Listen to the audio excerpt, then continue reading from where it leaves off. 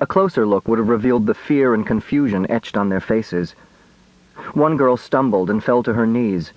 She was hastily helped to her feet by the student behind her, so that there was no visible delay, and their captors would have no reason to notice them.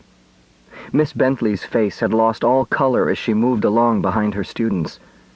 She felt somehow responsible for what was happening, but her mind refused to believe that any of this was real. Inside the bus, the two men pulled off their masks. The big man with the ponytail, the one called Spoon, slid into the driver's seat, closed the door, and cautiously pulled out of the parking lot onto the street. The short man moved up and down the aisle, silently watching the kids. He was younger than the other man, blond and muscular. His mean, lizard-like eyes constantly searched the faces of the cowering students.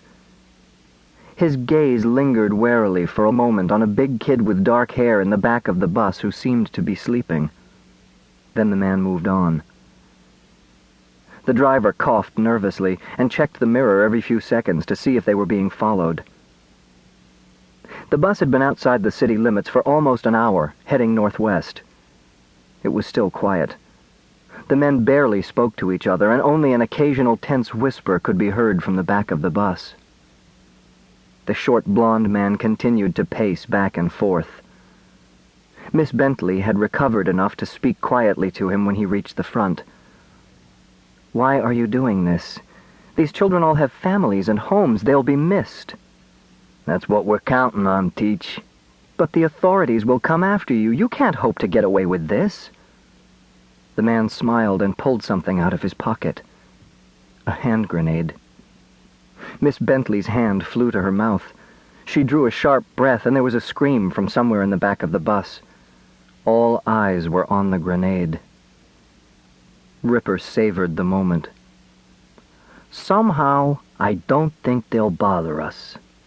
We left word that if any cops try to come near us, we'll blow this bus to Kingdom Come."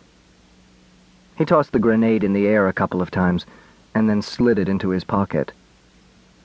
"You see, lady, you and your class are our hostages.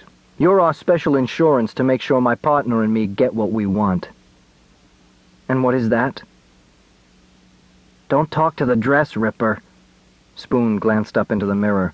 "She don't need to know nothing." The blond man glared at him. "Shut up, Spoon. I'm running things, and I'll decide who I want to talk to." Spoon glared back, but didn't say anything. He waved one hand in disgust, and then concentrated on his driving. Ripper turned his attention back to Miss Bentley. "This is how it's going to work, Teach. I'm taking you and your class to a special place out in the desert. It's so far out in the boondocks nobody could ever find us. After we get you settled, we'll let the cops in on the rest of our plan." "Which is?" Miss Bentley asked stiffly. Ripper laughed a low, deep, satisfied laugh. "Simple. They bring us $3 million in an airplane, and we give them back their precious little kiddies." "What if they don't?" Ripper grabbed the teacher's face and squeezed hard. "Then they don't get any of you back. Ever."